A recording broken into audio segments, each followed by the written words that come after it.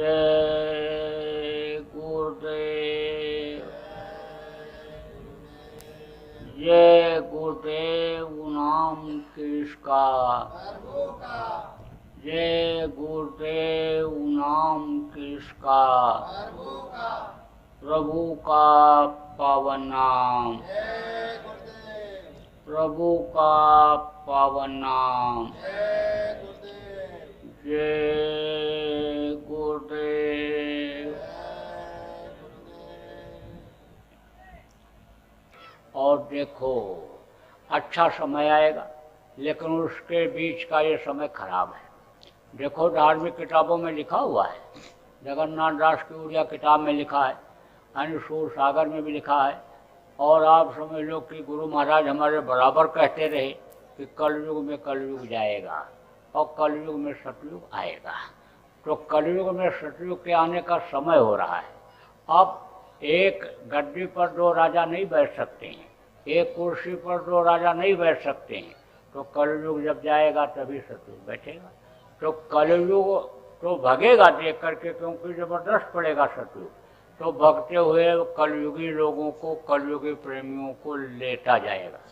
तो उसमें बहुत मरेंगे, और उम्र पूरी किए हुए जो मर जाते हैं प्रेत योनि में जाते हैं।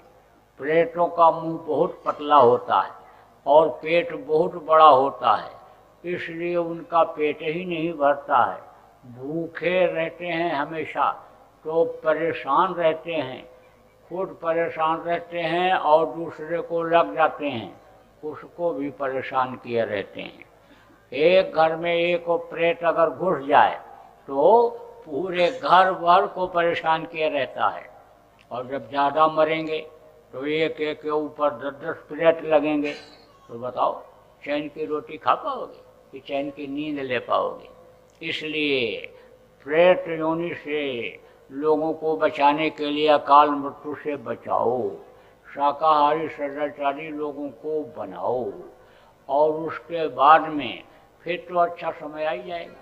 इस समय जितना आप कर सको कर लो। जब अच्छा समय आ जाएगा तो अल्प मृत्यु नहीं कौनो पीरा, और सब सुंदर सब बिरु शरीरा। अल्प मृत्यु किसी की होगी ही नहीं। अब आप ये समझो कि अन्य गौ हत्या बंद हो जाएगी, और गौ हत्या ही नहीं, किसी भी पशु पक्षी की हत्या नहीं होगी। कश्मीर से कन्याकुमारी तक कोई भी मांस की, शराब की, अंडे की दुकान ही नहीं होगी। आप ये समझ लो कि कोई भी औरत रात को 12 बजे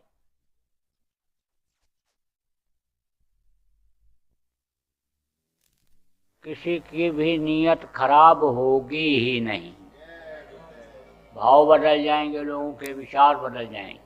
भावना की ही तो बात होती है।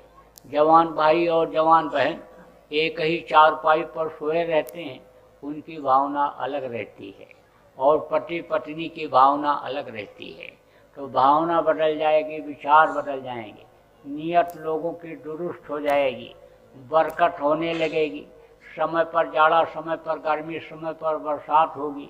जो पेड़ नहीं फलते फलने लगेंगे, जो दूध देने वाले पशु दूध नहीं देते दूध देने लगेंगे। लोग भजन इबादत करने लग जाएंगे। भजन सीखने के लिए, इबादत सीखने के लिए, आध्यात्म सीखने के लिए दूसरे देश से भी लोग यहाँ आएंगे। विज्ञान सीखने के लिए दूसरे देश से यहाँ पर लोग आएंगे। वो समय आ जाएगा, भारत आध्यात्मिक गुरु होगा, वो समय आएगा। लेकिन ये बीच के समय को सावधानी से पार कर लेना है। अभी अपहरण, बलात्कार, चोरी, डकैती, ठगी बहुत बढ़ेगी। जो पैसा ले लेगा देगा ही नहीं, तरह तरह से भ्रम में डाल करके लेकर चले जाएंगे, लालच पैदा करके चले जाएंगे। यानी लालच बहुत बुरी बला होती है। कहते बस एक लगा दो 4 गुना हो जाएगा साल भर के अंदर, लेकिन एक पैसा वापस नहीं आता है दिया हुआ। कहते प्रमोशन करा देंगे, एडमिशन करा देंगे, और समझ लो कि नौकरी लगवा देंगे, वो कर देंगे, दे दो, दे देते हैं लोग, वापस नहीं आता। समाज का एक वर्ग इस समय यही काम कर रहा है, दिल दिमाग और फितूर की कमाई कर रहा है। एक वर्ग ऐसा है कि जो बच्चों को ही खराब कर रहा है, बच्चों की ही आदत को बिगाड़ रहा है। इसलिए थोड़ा सा ध्यान रखने की यानी समझदारी की ज़रूरत है। तो ये समय जब निकल जाएगा तो अच्छा समय आएगा। तो अब ज़्यादा समय आपका नहीं लूँगा। आप देखो, आपकी करूँगा छुट्टी। देखो, अब हमारा आश्रम बता दूँ है उज्जैन में। उज्जैन मध्य प्रदेश में आश्रम है। वहाँ पर बराबर कार्यक्रम होते रहते हैं। अभी होली का कार्यक्रम 28 फरवरी 1-2 मार्च को है। फिर उसके बाद भंडारा है। भंडारे भी पीछे होते रहे।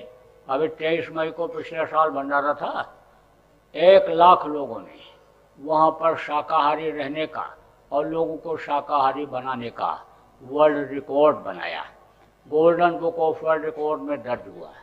और फिर इन्हीं प्रेमियों ने 23 यानी समझ लो कि यानी 23 अक्टूबर से और समझ लो 22 नवंबर तक यानी एक अभियान चलाया, जिसमें एक काफिला भी निकला था। और जगह जगह पर हिंदुस्तान में जहाँ भी प्रेमी हैं, सब लोगों ने एक अभियान शाकाहारी बनाने का, फॉर्म भरवाने का यानी चलाया। तो उसमें लगभग 18 लाख लोगों का फॉर्म भरवा लिया। उसका भी वर्ल्ड रिकॉर्ड बन गया। तो बराबर हम लोग लगे हुए हैं। अभी पिछले साल काफिला निकला था, जिसमें 1000 के करीब गाड़ियाँ थी, कई हजार आदमी थे। उधर उत्तर प्रदेश, राजस्थान, मध्य प्रदेश उधर गए थे। और फिर उसके बाद 23 यानी अक्टूबर को निकला काफिला। 4 प्रांतों में गए, 31 दिन तक बराबर चले। फिर उसका समापन हुआ। और फिर 7 जनवरी को ये काफिला निकला। 41 दिन 8 प्रांतों में ये घूमेगा। 41वें दिन इसका समापन यानी समझ लो छत्तीसगढ़ की राजधानी रायपुर में होगा। और उसके बाद में फिर लौटेंगे तो उधर फिर होली का कार्यक्रम होगा। उसके बाद में फिर निकलेंगे। थोड़ा भी अगर आप लोग सहयोग करोगे, मदद करोगे, तो बहुत से लोग सुधर जाएंगे। बदलाव लोगों में आ जाएगा, कुदरती कहर से बच जाएंगे। और नहीं तो बज रहा काल का डंका कोई बचने न पाएगा। बचेगा 7 दिन कोई जो सर से लो लगाएगा। अभी तक बीमारी आपने देखा कहाँ? ऐसी नई नई बीमारियां आ रही कि जो 1 रुपये की दवा 1000 रुपये में भी खोजने पर नहीं मिलेगी। आंधी तूफान और ये यानी समझ लो जमीन का हिलना, भूकंप भी आपने कहाँ देखा? एक एक साथ 2-2 देवता सजा देने के लिए तैयार है। कि जैसे अग्नि देवता प्रकट हो गए, गांव के गांव जलने लग गए, फैक्ट्रियां जलने लग गई, दुकानें जलने लग गईं। और पवन देवता ने हवा को तेज कर दिया। अब वो कहाँ तक जाएगा कोई ठिकाना है। तेज बूंदें गिरने लग गई। मेघराज ने पानी की बरसात तेज कर दिया और पवन देवता ने उसको तूल कर दिया। तो कहाँ तक जाएगा वो और कितना नुकसान होगा कुछ पता है? समुद्र देवता अलग नाराज खड़े हैं, कह रहे हैं माता कहाँ चल लोग गंदा कर रहे हैं। अब आप देखो, अपनी माता और धरती माता और गौ माता, तो लोग अपनी माता को घर से बाहर निकाल दे रहे हैं। सेवा करना चाहिए तो वो भी दुखी, माँ भी दुखी। और धरती माता के ऊपर पाप बहुत हो रहा है, खून बहुत बह रहा है, यह भी दुखी। और गौ माता की जान जा रही, काटी जा रही।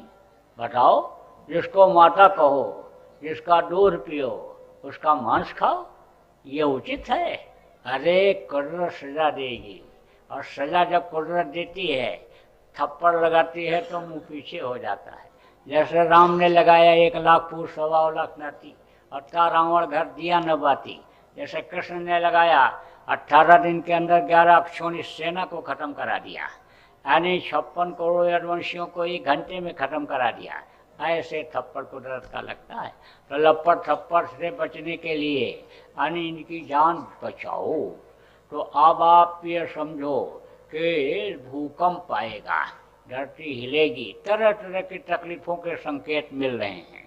लेकिन प्रेमियों की रक्षा होती है, बचत होती है, भक्तों की रक्षा होती है। जैसे प्रहलाद बच गए, ध्रुव बच गए, विभीषण का घर बच गया, ऐसे भगत बनने की जरूरत होती है, मालिक पर विश्वास करने की जरूरत होती है। जो नियम कानून है उस मालिक का, उसका पालन करना जरूरी होता है। तो अब ज़्यादा समय आपका नहीं लूँगा। अब इस कार्यक्रम का करूँगा समापन। एक प्रार्थना में बोलूँगा, आप सब लोग दोहराइएगा, लेकिन जय गुरुदेव नाम भी बराबर आप लोग याद करते रहिएगा। प्रभु का जीता जागता नाम है, चलते फिरते उठते बैठते बोलते रहिएगा। और ये नाम जो जाप करने के लिए और ध्यान भजन के लिए बताया, इसको भी करते रहिएगा। और अच्छा तो ये होगा कि आपके यहाँ जिनके यहाँ भी जगह हो, 10, 20, 25 आदमी बैठ सकते हों, वहाँ आप अन्य ध्यान भजन चालू कर दीजिए। उसी में से कुछ बुलाने वाले तैयार हो जाओ जो नाम दान लिए हैं, और कुछ कराने वाले एक आध हो जाओ, और बैठाने की बैठने की व्यवस्था आप कर दो। सामूहिक रूप से ध्यान भजन अगर करोगे तो उसका ज़्यादा फायदा होगा। कोई चीज़ भूलोगे भटको पूछ लोगे। आपकी साधना अगर नहीं बनती है तो आप उससे पूछ लोगे जिसकी अच्छी बनती है कि कैसे बनेगी, हमको कैसे दिखाई सुनाई पड़ेगा, तो वो आपको बताएगा। तो आप सुबह शाम का ये नियम बना लो। सुबह शाम आप बच्चियों रोटी बनाती हो बच्चों के लिए, तो आप दिन में बैठ जाना, लेकिन इकट्ठा होकर के करोगे उससे ज़्यादा आपको लाभ महसूस होगा। आदत बन जाएगी। घर में तो आलस भी आ जाएगा, लेकिन वहाँ तो एक बैठने का निश्चित समय रहेगा, आपको जाना ही जाना है, तो उतनी देर दरबार में हाजिरी तो लगाओगे। कहा गया पड़ा रहा है दरबार में, धक्का धनी का खाए और कभी तो गरीब नवाजे, जो दर छाड़ न जाए तो दर तो नहीं छूटेगा। इसलिए आप लोग अपनी सब योजना बना लो और आपस में राय मिला करके सेंटर जगह जगह पर कायम कर लो। जहाँ जहाँ से गांव से आप आए हो, गांव में, मोहल्ले में, कॉलोनी में जहाँ से आए हो, वहाँ पर आप लोग निश्चित रूप से बैठने लग जाओ। देखो इस शरीर का भोजन क्या है, धान गेहूँ चना ज्वार बाजरा मेवा मिष्ठान फल फूल इस शरीर का भोजन है। तो किसी भूखे को जब खिलाते हो, जहाँ ये सत्संग हुआ, इस जमीन के मालिक उमाकांत जी कुलकर्णी ये महाराज जी से आशीर्वाद प्राप्त कर रहे हैं। और आप प्रवीण तोतला वकील साहब है, ये भी महाराज जी से आशीर्वाद ले रहे हैं। और आप सीतराम अप्पा चिचोले व्यापार मंडल के अध्यक्ष हैं, गुरु जी से आशीर्वाद ले रहे हैं। कुछ मानिंदे लोग भी गुरु जी महाराज से आशीर्वाद प्राप्त कर रहे हैं।